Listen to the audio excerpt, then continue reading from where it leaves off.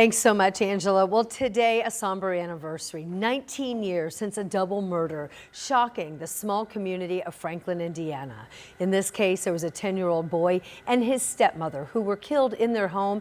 This was a double murder that happened in broad daylight. And tonight, there's still no suspects. Jenny Renovich shares the push for justice for Blake and Chynna Dickus.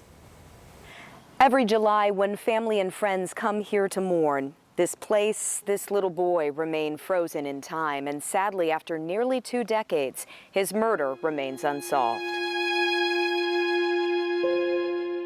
This is how loved ones remember 10-year-old Blake Dickus and his stepmother Chynna, smiling, happy, full of life.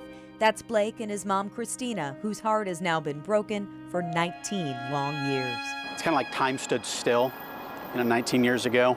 When we think of Chynna and Blake, we think of them as we knew them back then. They've never aged. We have, they haven't. He's the same age as my son, and my son is married and has 2 children. Blake never got that chance. Chynna never grew older than 26, and whoever killed them is still out there. We're frustrated, the family's frustrated, the community's frustrated, the police are frustrated, Everyone wants this case solved. Franklin police wouldn't talk about the case, but say they have received hundreds of leads and continue to investigate. Here's what we do know. Someone stabbed Blake and Chynna in their home in the middle of the afternoon. Blake's dad came home from work to find the horrific scene.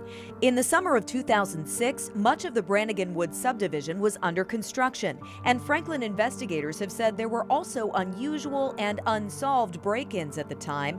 5 homes within a half-mile of the homicides, including one burglary on the same day just around the corner, all with a pattern: crooks slicing window screens in a T-shape to get in. Police have also described coins and a class ring stolen in the area, food and drink ransacked from a fridge. Are those burglaries connected to these murders? Still unclear. It's why the plea for answers is still strong. If you remember anything, if you've heard somebody say anything, if you thought you saw something that maybe didn't stand out to you then, but now you think it does, call the tip line. There is a $25,000 reward in this case, and family and friends hope technology could help too. More cold cases, including one in Franklin just this month, are finding closure with forensic genealogy and DNA.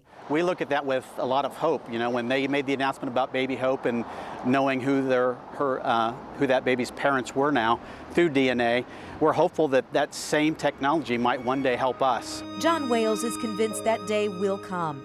Meanwhile, the mourning here continues for a little boy who never got to grow up. When I'm there, I just tell them that we haven't forgotten him and that we're not going to stop. Until they finally find justice. Jenny Renovich, 13 News. Anyone with information is encouraged to call Franklin Police. We actually have a link to the anonymous tip line and a look at our past stories on the murders at WTHR.com. You can read up there.